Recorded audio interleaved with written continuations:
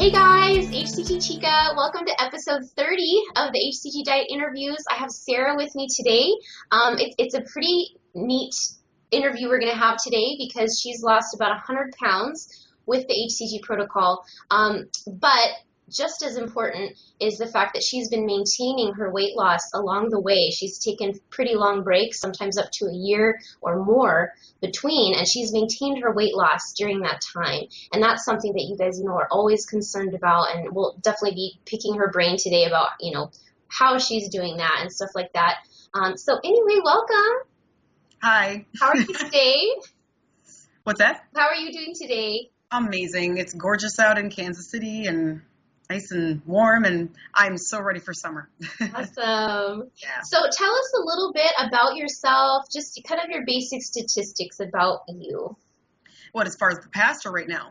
Right now, like your age, your height, just your size change that you experienced with the protocol, just that type of stuff.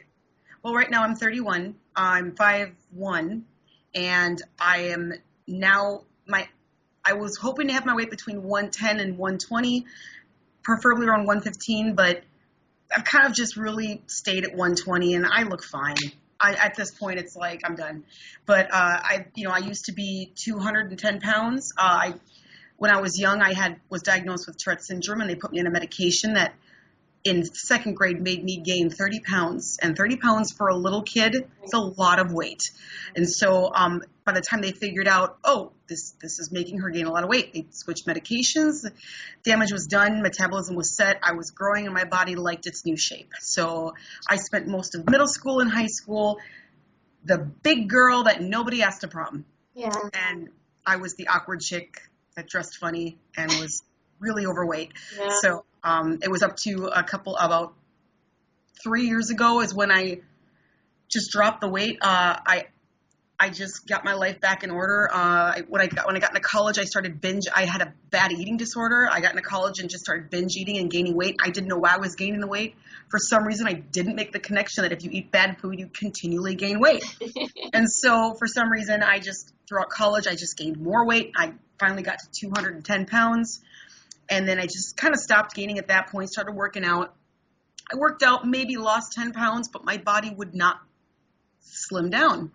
I just couldn't lose the excess fat that was sitting on my hips, stomach, arms, even in my face, which I'm sure you can see from the pictures.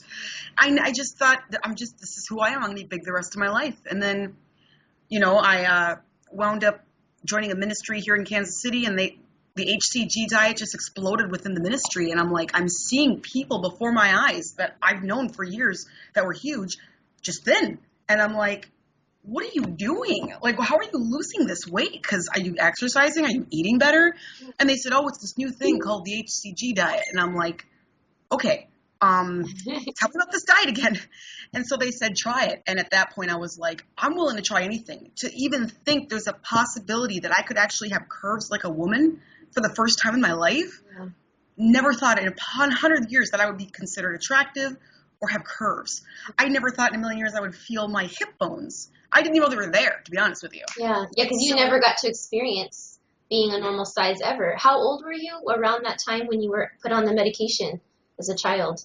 Oh, gosh. Well, how old are you when you were in, second or third grade? Okay, so maybe 8, 7? 8, 9, yeah. I was pretty young. Yeah, that's crazy. Were you aware at that time, when you were 7, 8, and you gained 30 pounds? I mean, did you notice the thing with the weight, or were you too young to kind of be aware of it? Too young to be aware of it. Yeah, but then later there was a certain point though where you started feeling different, or? Middle school was hell. Yeah. That's when women started developing boobs and having curves, and I just was a big round thing. Yeah. And guys just treated me like crap. And so I've always grown up being rejected, and I still got to deal with those issues, don't we all, but, yeah, so. Well, thanks for sharing that. Well, you said you had polycystic ovary disorder too. Oh, yes. When did you discover that? I think I discovered that, almost 10 years ago. Oh, yeah, no. What kind of symptoms were you having? Well, I wasn't really getting my period ever. Mm-hmm. And so it was well, that's weird. I'd get it occasionally, but it wasn't a monthly thing like what most women get. And so they checked into it and said, okay, well, it looks like it's going to be hard for you to get pregnant. And I was like, oh, okay. So they just put me on a birth control, and I don't think that affected anything. Yeah. To be honest with you, but Yeah. so. Huh, that's interesting. Okay, so let's just real quick go over the stats again. So you went from a 16 to a 2'4". That's kind of like me. We're actually almost exactly the same. We're 5'1". I started at a size 16, and I can wear a 2, but I wear a 4 more frequently because it's just more comfortable. It's more comfortable. So, but I'm like, I can wear a 2. The tight shirts move I you can't out. bend over as easily, but you know. Yeah. And then how many rounds total have you done? 1, 2, 3, 4. Technically done 7, but I messed up 1. So I've done probably 6 successful ones. Cool, and you got 100 pounds off. Probably about 5 successful ones. Gotcha, and you got 100 pounds off with that. And then tell us a little bit about the breaks between. You said you kind of took longer breaks. Can you just explain a little bit your mentality there and how that went? Sure, I can. When I lost the first about 25, 30 pounds my first round, that was when I first started, I was bigger. When I lost that weight, I looked in the mirror and when you go from 20 pounds smaller, in the mirror you look thin. You think you're the thinnest you could be. So I looked in the mirror and I'm like, wow, there's no way I could get any thinner. So I just enjoyed it. And in about 6 months it got old. Yeah. Because I'm like, I'm still kind of noticing I didn't gain weight back, but I still kind of noticed I could technically be thinner. I mean, right. I wonder if I did it again, if I could lose more. I wonder what I would look like. Yeah. So after 6 months, I kind of got bored with it and said, I'm going to do it again and see if I can get smaller. Yeah. And so I did it, and I got thinner, and I was like, oh my gosh, now it's perfect. And then after 6 months, I was like, I'm kind of bored again. I wonder how it would look if I lost another 20. Yeah. That's really how it went. I mean, yeah. And I appreciate you sharing that too. Actually, I have the same mentality as well. I don't think I think this might have a little bit to do with body image, or I'm not sure, because not every woman views it the same way, I've noticed, but I was the same way, and I think if there's a way to view it that way, I do think it's really good, because then you can really appreciate your results as you go through the journey, and you can be more patient, because I do find that when people give themselves enough break between the rounds, that they end up doing better in the long run. You're giving your body time to heal and to just be strong, because it's still a challenging protocol. And so I would do the same thing when I lost my first 20 pounds. I went from 172 to like 147 or something like that. Mm-hmm. Yeah, and I thought the same thing, like, wow, I look great, and I was still technically overweight for my height, but I thought I looked good to me, because it was a smaller version of me, and same as you, after a while, I was like, okay, I'm used to myself, so I think I'm ready for, the next batch. So, I mean, if you guys out there can try to view it that way, you really want to try to learn to appreciate the progress you make each step, because it can end up being a long journey. Like with her, she took her breaks. This ended up being a few years, really, right, to get to where you are now? It did, and it really boils down to you're not just losing fat, and you're even not just losing or resetting your metabolism. Obviously, those two are like the main reasons, but you're almost resetting your mindset. Yeah. Like, you got to this. It's so much bigger than just losing weight and going down a pant size. You're changing the way you think. You're changing the way you eat. After doing the diet once, I never ate them again. I'm addicted to apples, for heaven's sakes. I got a whole fridge full of them just because I like apples. You know what I mean? I go through times where I get stressed and I eat. I binge eat sometimes. I'm a human being, but still, like, you really just don't reset your metabolism. You reset your mind. Right. You get used to eating different, and you actually like it. Like, it's good. So I mean, it's a big transformation. It's a big deal. You'd think losing weight, they just kind of throw it on TV like, oh, lose 20 pounds in 10 days and you can do it. It's not about, it really has nothing to do with losing weight. It has to do with resetting how you think and your mindset and your view on yourself. And that's your perspective is everything. How you view things is what's going to determine how you go about life and your health in general. And so looking good is really just kind of a frosting on the cake thing. You got to look at the bigger picture, and what you're doing is huge. It's a huge deal. So, I mean, people spend thousands and thousands of dollars getting liposuction and getting body surgeries to do, and even have saggy skin, when all the hCG diet not only does it, it's cheaper, it's quicker, it's healthier, you don't have any scars, and it even shrinks your skin back. Yeah. why would you spend thousands of dollars in surgeries and recoveries when you can do this? Like, yeah, and a lot more people are discovering it now, which is really nice, you know. yeah, But I appreciated what you said that because I think that mentality change with the changing how you ate, like you said, you never ate the same way again, which is we're gonna pick your brain about that because you obviously were eating different prior to the hCG protocol. But I think it's like a lot of that mental change does take place in between rounds because that's when you're actually eating a more normal way, like you're eating more calories and more foods, and that's the time when you're figuring out how you're going to eat in daily life. Because phase two is not how you're going to eat in daily life. It does help retrain your mind, but that's why when people just stay on hCG like frequently for a whole year, they get really burned out because we're not really meant to eat that little for so long. So it's like those in between periods, you're getting to find your new normal, you know? exactly. And you got to remember that you got to be patient with this diet because you're not just losing weight, you're transforming your life, and that takes time and that takes work. Yeah. But it's so worth it, so worth it. So take the time necessary and do your research ahead of time and be prepared. It's all about research. People just jump into it and think they're going to just fix it and then move on with their life. This is bigger than that.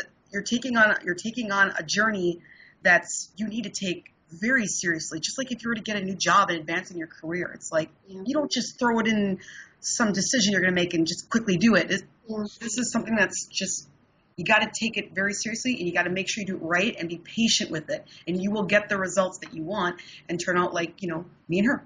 Yeah, good thoughts. Those are good thoughts. Do you do injections every round? Yes. Cool. So just wanted to clarify that. Can you share, I don't know if I asked you this or not, but like, did you find any certain dosage to be good for you, or did you change it throughout any of your rounds? I'm curious about that. I used to do 15. I don't know what that is, but for the little needles, it's 15 on the thing. Probably 150 IU. Probably. Yeah. Okay. I did 15 at first, and then I heard people increasing their dose. Yeah. And I'm thinking, well, if you increase it, you'll lose more weight.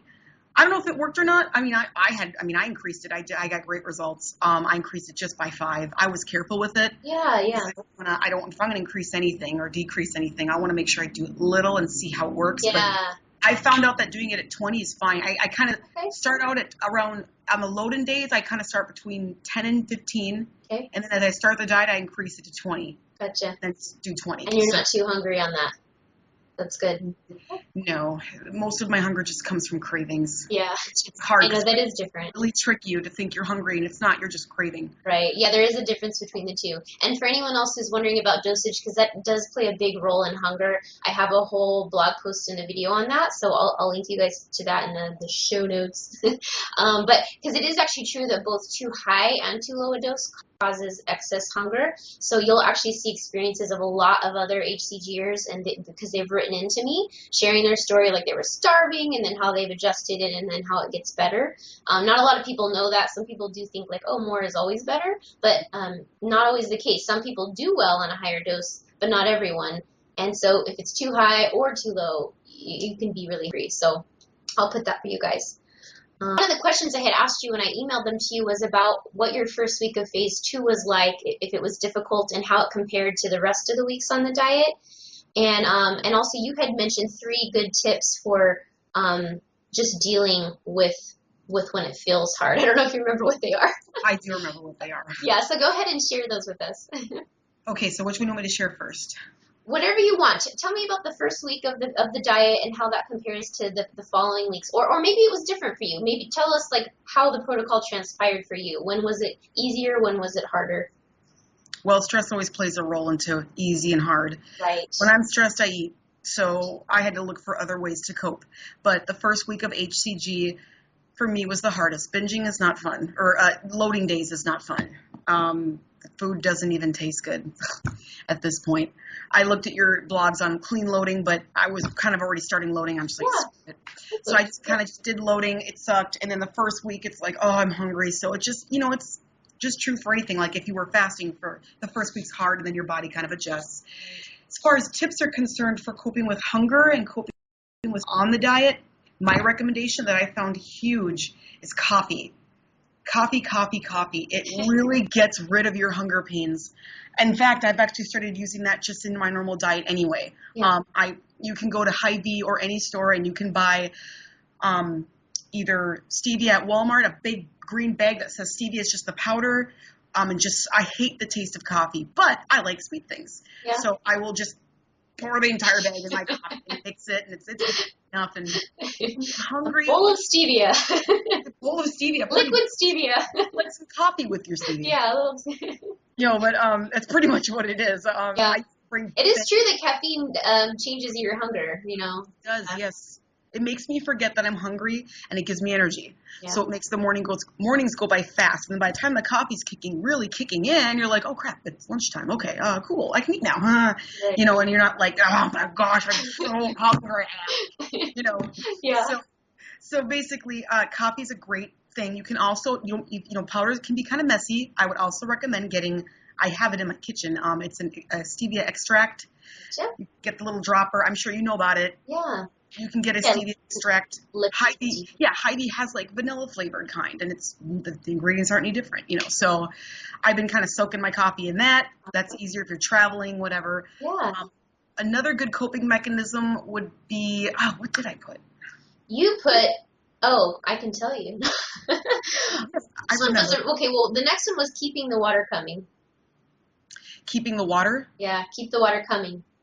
Yes, drink lots of water. Drinking lots of water is boring, I know. Did you put anything in your water, or would you just drink it plain? I just drank it plain. I could have. And that's a good thing. To be honest, yeah. I actually drank a lot of mine with stevia, but I actually did have one of my interviews where she expressed that she felt that drinking plain water was different, like as far as her results, than drinking water, like a bunch of water with stevia in it or some other sweetener. She felt like it was different. I mean, it's hard to say, but sometimes it's, you never know. So. Well, and this is what I recommend to you guys. If you're going to be pumping a ton of water in your body during this diet, buy clean water. If you're going to be doing this anyway, you might as well put clean water in. I'm not talking about even bottled water, because there's a ton of crap in that too. I would recommend getting reverse osmosis water that you can get at most Whole Food stores. You can even get them at Walmart, Primo water. That they pull 98% of the crap out of water, and you have clean water. You might as well. If you're going to do it, you have to buy the water anyway. Get Primo water. Get reverse osmosis type of water that you can get at Whole Foods or some. I mean, it's. Thanks for that tip too, because it is true. I do think that there probably is quite a bit of detox going on when you're on the diet, since toxins are stored in fat. It's like getting released in your bloodstream. So having good water that will allow your body to, instead of having to process more junk. Exactly. And, the first couple of days of the 500-calorie diet, I was drinking a lot of water, and I was sweating, and I smelled bad. I'm sorry. I'm just going to say it. I'm like sitting there and I'm like, oh my gosh. Get it all out. This stuff doesn't work. The stupid Tom's Crystal crap doesn't work. Like, it was bad. But I just did it anyway. Like, get out of it. Something good must be going on. That's coming out of you. Yes. Cool. And then the other thing you mentioned was something about removing temptations. Yes. There's actually two more things I wanted to recommend. Sure, go for it. For physical and mental. Removing temptations, huge. If it's not in your kitchen, you most likely won't eat it. I've heard it 1,000 times, and I'm just going to repeat it. If it's not in your kitchen, you most likely won't eat it. And that goes true for any regular grocery shopping, even when you're not dieting. Yeah. If it's not in your kitchen, just be smart when when I did the diet, I emptied all of my cupboards. I mean, it was bad enough I had fruit for the next day that I could have technically binged on. Yeah. It's hard enough with fruit. What do you think it's going to be like with crackers and Cheez-Its and Cheetos, which are my favorite? But I just really get, like I said, do your research, do preparations, do it smart. If you remove it from your kitchen, it's going to be a lot easier to say no, because you're going to be so tired, you're not going to want to get up and go get this stuff anyway, Right. And then the other tip I would really recommend, and this is all complete 100% mentality, is if you're really feeling weak and feeling like, why the hell am I doing this anyway? I don't even care. I just want a cheeseburger because it's going to happen. Bring up some photos of some images that how you're probably going to look like after the diet, and that will remind you why you're doing this. You're going to go, oh God, that cheeseburger sounds amazing, but I really want to look like that, and I remember why I'm doing this now. Keep things around that you have access to remind you why you're doing this. That's good. That's what I did. I had pictures of when I was, I only gained 10 pounds from pregnancy, but I had pictures of me with my stomach a lot flatter. Yeah. So I kept those around. And when I looked at them, I'm like, oh, I just want a cheeseburger. And then I'm like, but God, I look sexy. Okay, I can do this, Like, it's a reminder. You got to remind yourself. That's 100% mentality. So that's good. Yeah, that's a good thought. Oh, and I was gonna say. So Yeah, no, those were good. And I also want to mention, as far as going back to the temptations in the kitchen thing, it's like for some people they might be able to do that, like remove all that stuff. Other people, they might have like a lot of family where they can't.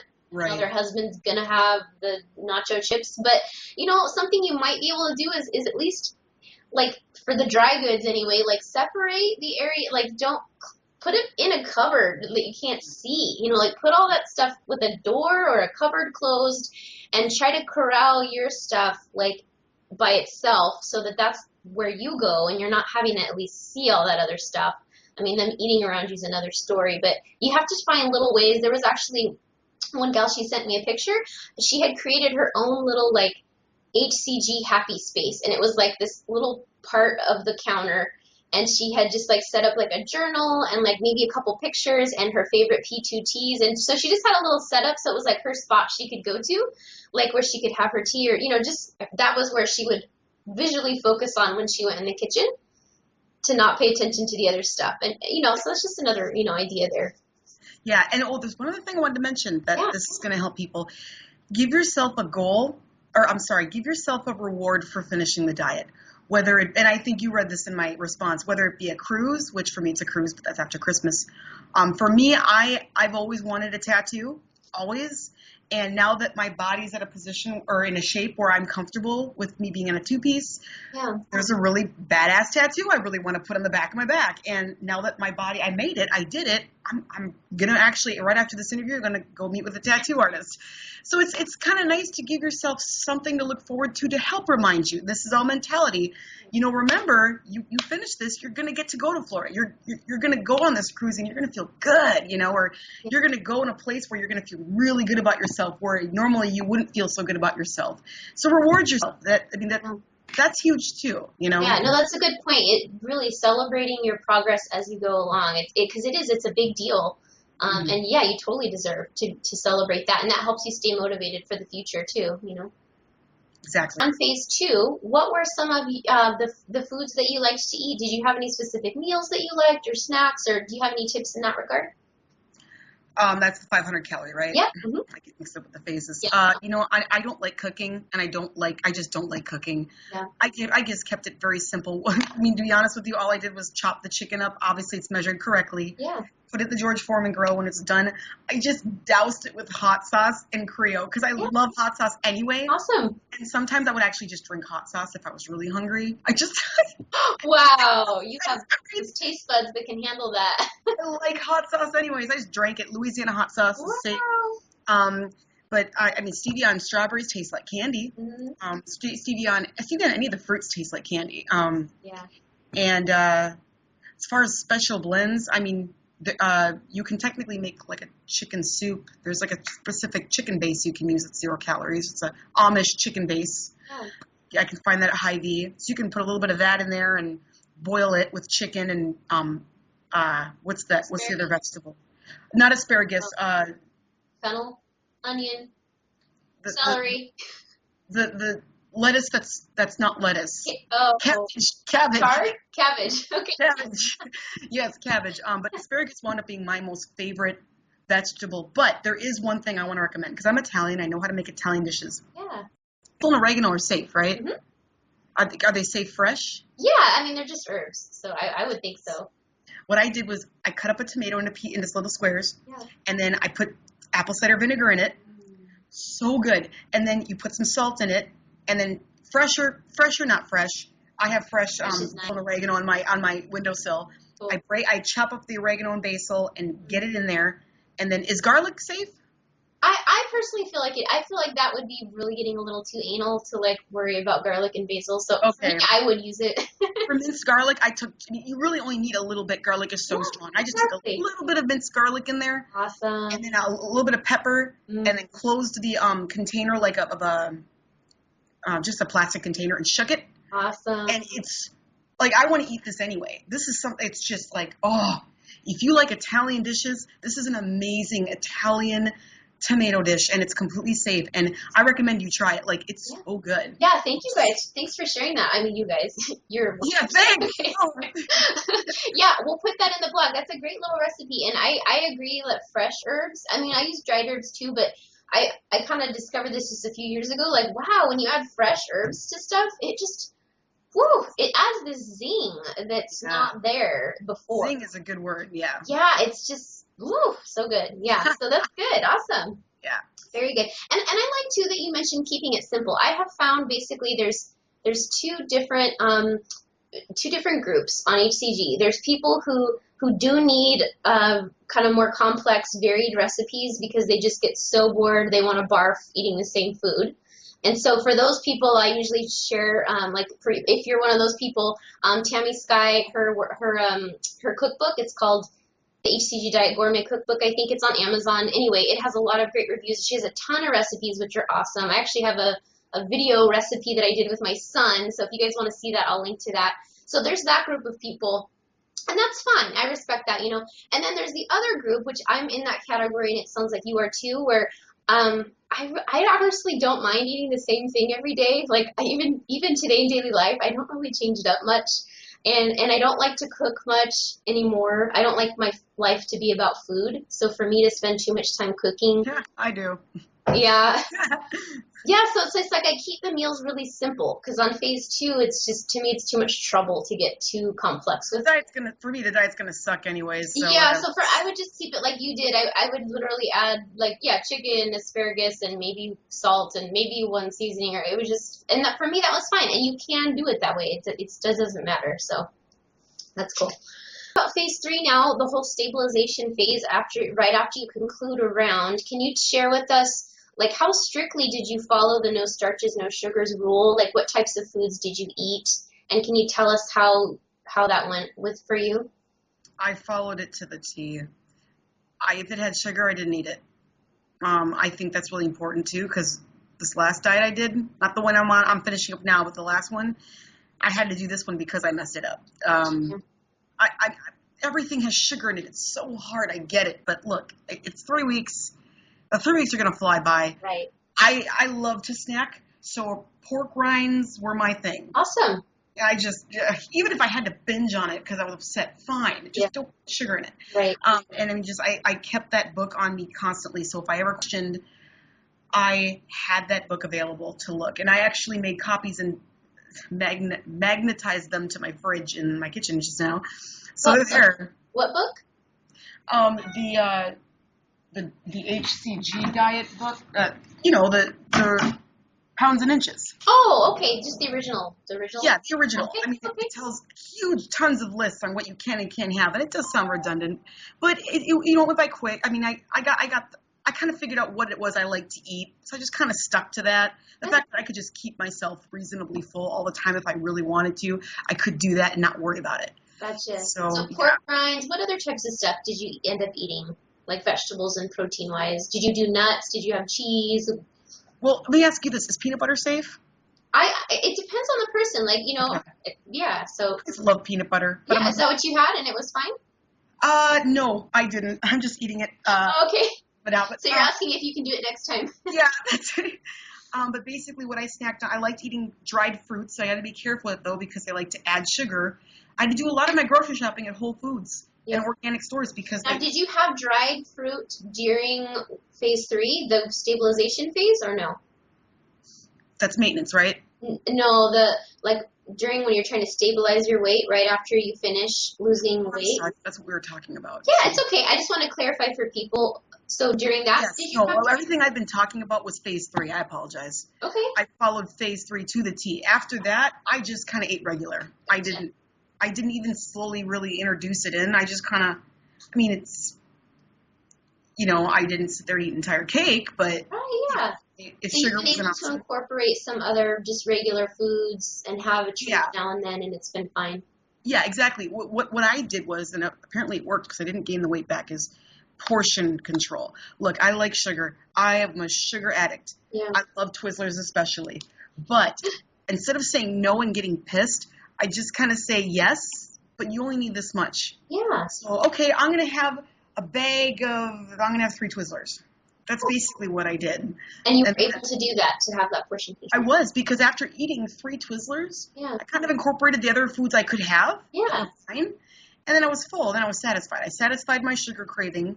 I didn't go crazy, and I still was able to put the foods that were, more okay to eat. And then I was full and I was satisfied. That's good. It's good to hear your personal experience on that too, because I found that I think what it comes down to is you have to be really honest with yourself and how you respond to doing something like that, like having sugar, and I've noticed that it can change over time because, like, for instance, originally with my sugar addiction, I couldn't have any sugar in moderation at all.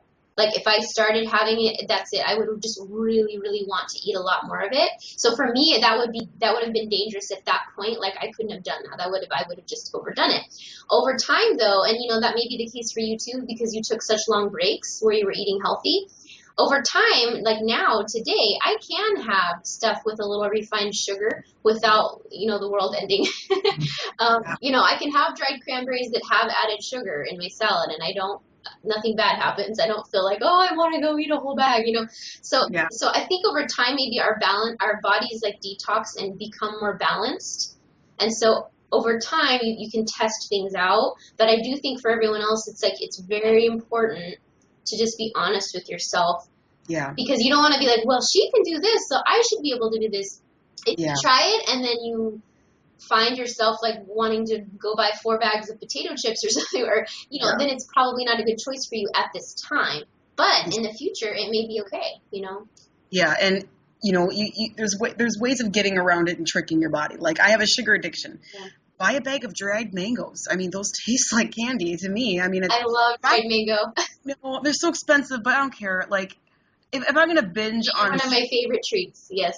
Yeah, I'm not going to eat 10 Snickers, but I can have a bag of mangoes, right. Even if it does do some damage, at least it's healthy damage, it's more correctable, like you said, we are not perfect. And that's the biggest thing to realize is that even though it sounds like you've made a major change because you've maintained for quite some time. Yeah.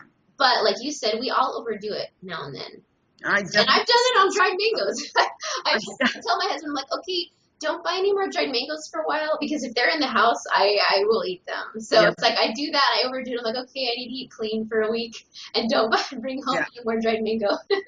And one thing I want to impress on anybody who's watching this is don't look at me as somebody who just has it together and just did it and it's something that you could never do because you're different. I can tell you right now, I mess up just as much, if not more, than your average person, and I can do it.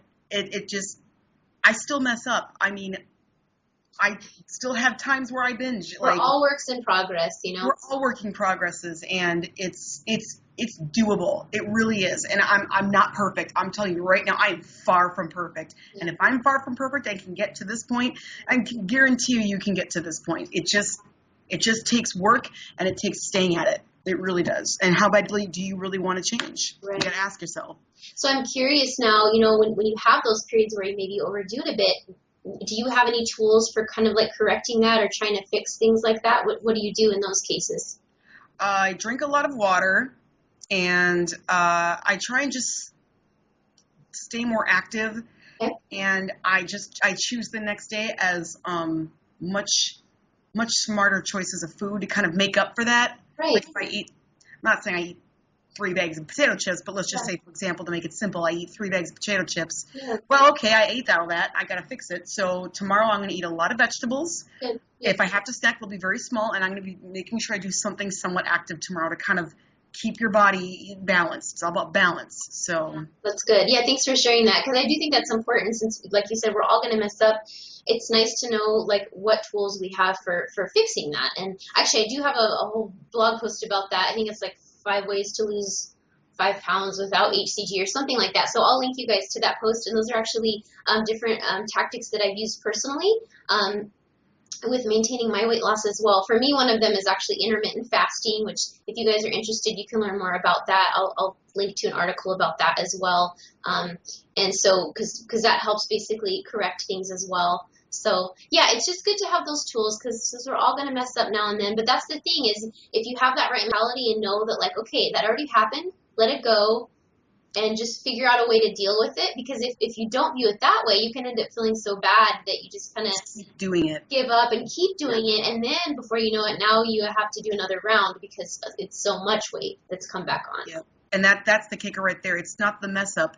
It's the feeling defeated. Right. That's what's going to get you, not the I messed up. If it's I messed up, it's like, oh, you're fine. You just messed up. Right. But if it's I messed up, then it's like, okay, now you're screwed. You need to get back on top of this. Like, that's what you need to be afraid of. So. Yeah, it's so fixable when it's something that like just happened and you can totally, that's good. That's good. All right. Because you have, I love that you've taken such long breaks. Like you had said, up to like a year or even almost 2 years since your prior round and been maintaining. I just love that. So tell us what have been some of your main tools for maintaining weight loss. What would you say about that? Well, I think a big thing would be the fact that my job is active. I do video production and I do a lot of set work. So I'm always moving around, doing lights, whatever. And then, I mean, anything else I do when it comes to hanging out with friends, I try and keep it active like stuff. Like, hey, you want to hang out? Sure. Well, let's go for a walk. I really want to be in the sun, let's walk around. So that's been my tools. Also just being out, like I like to go out and tan. I'm a girl, I like to wear a two-piece and go to the pool and tan. Going out and tanning and just kind of doing things for myself that make me feel pretty, like tanning, makeup, stuff like that.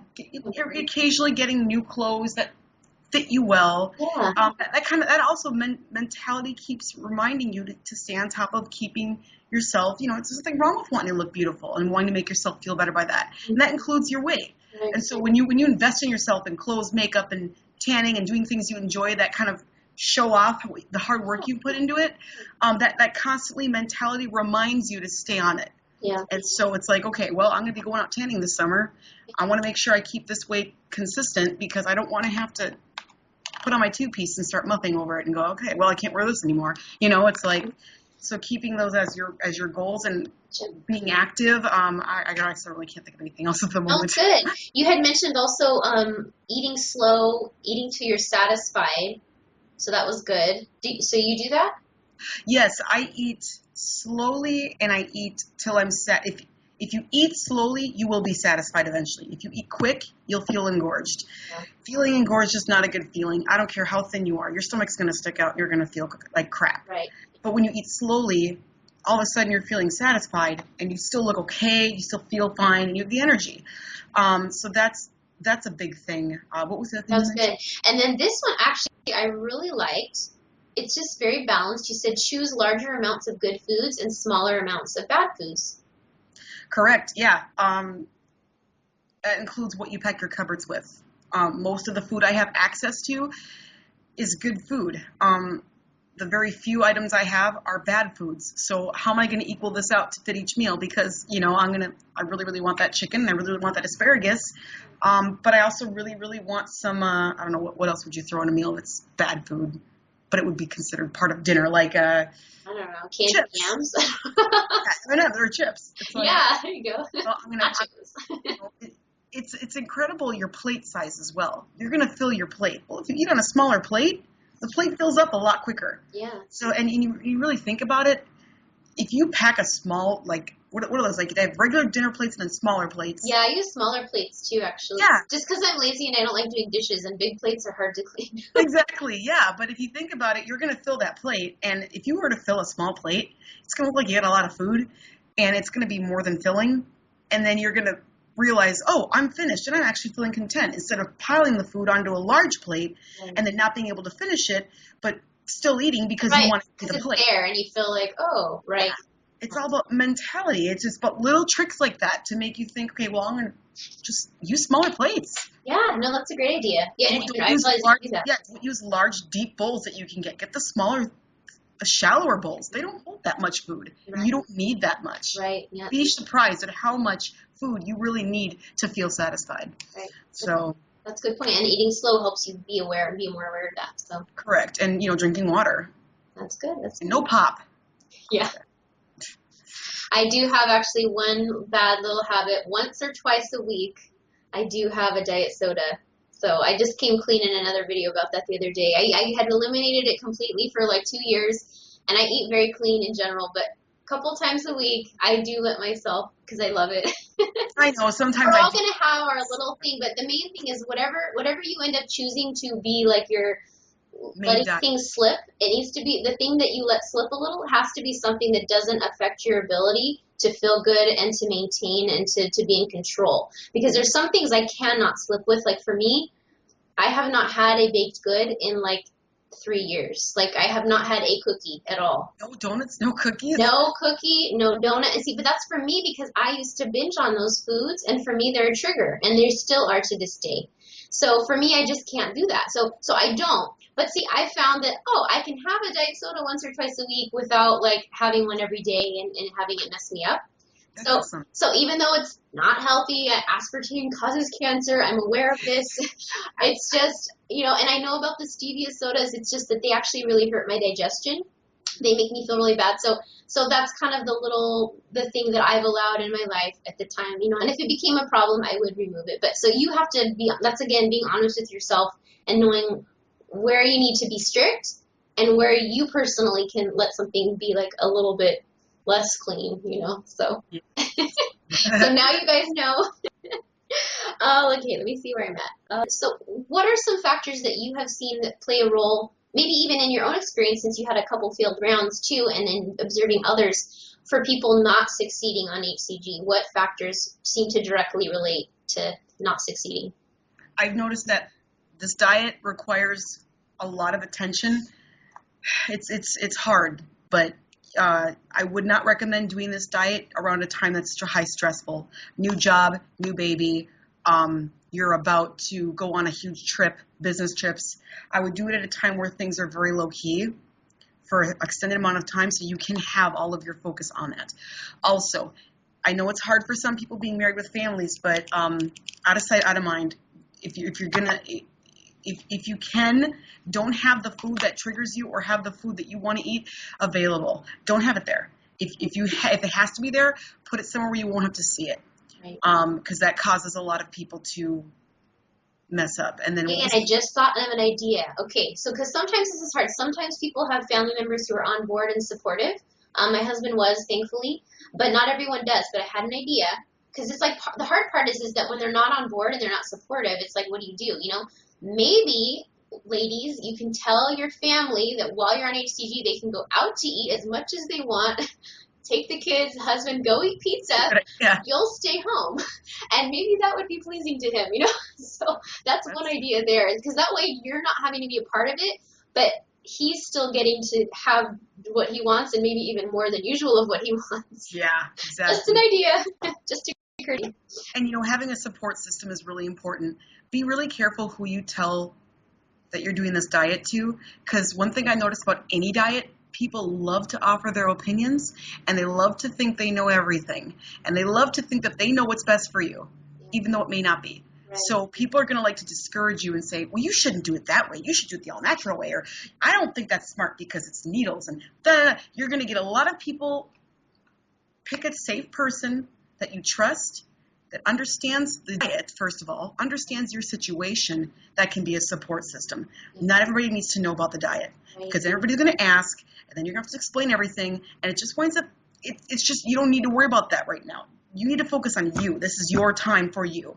So don't tell anybody, don't even tell anybody you're dieting. Just keep it simple and only tell people, have a support system, but have it be a select few of safe people, if more than one.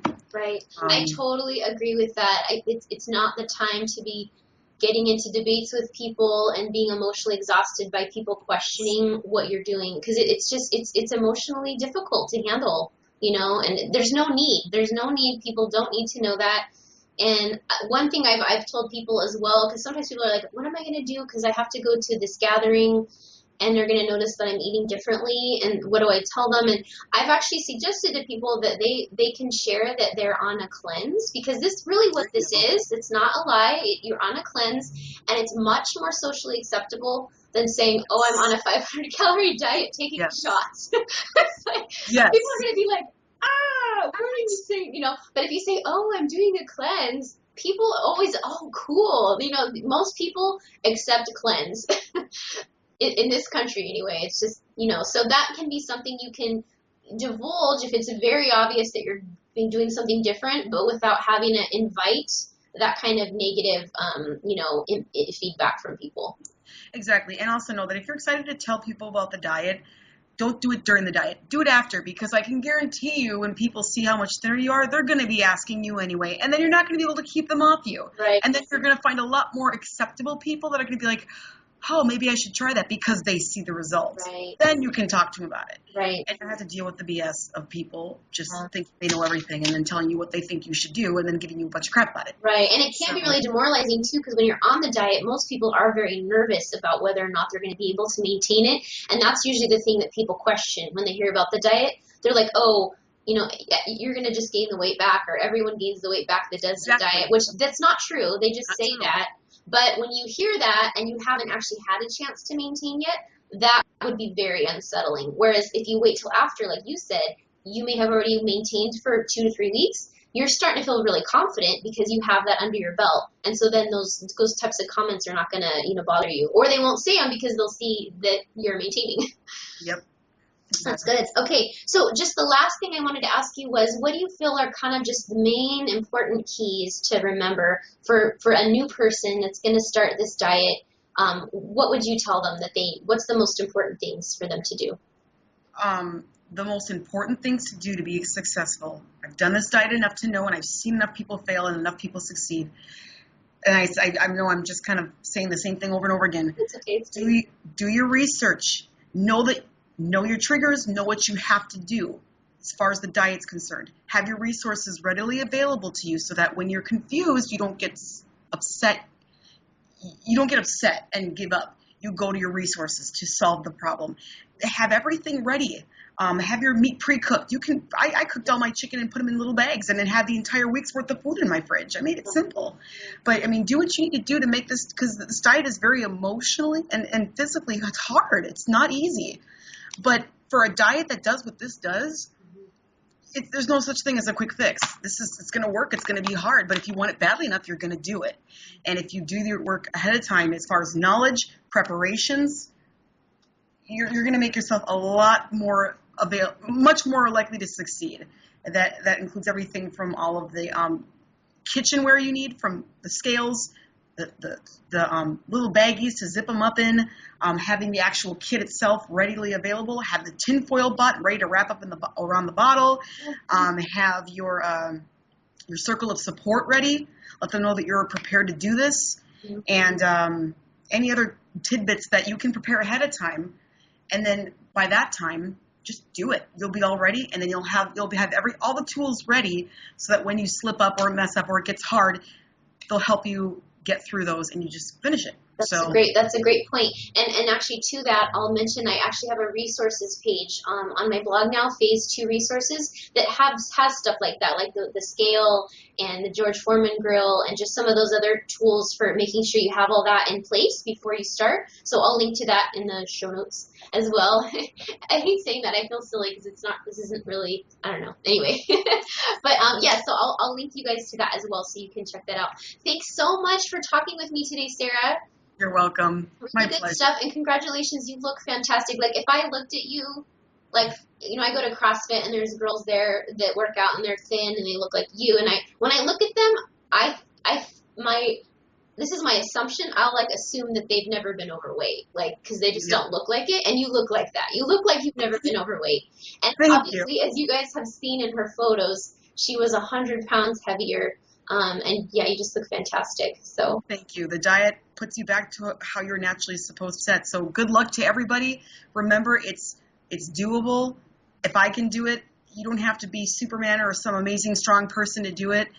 Anybody can do it if you just prepare right and you want it badly enough. It's doable for anybody, and it's really that simple. Don't get surgery, and you can do it. Good luck to everybody. Awesome. Thank you. Thank you.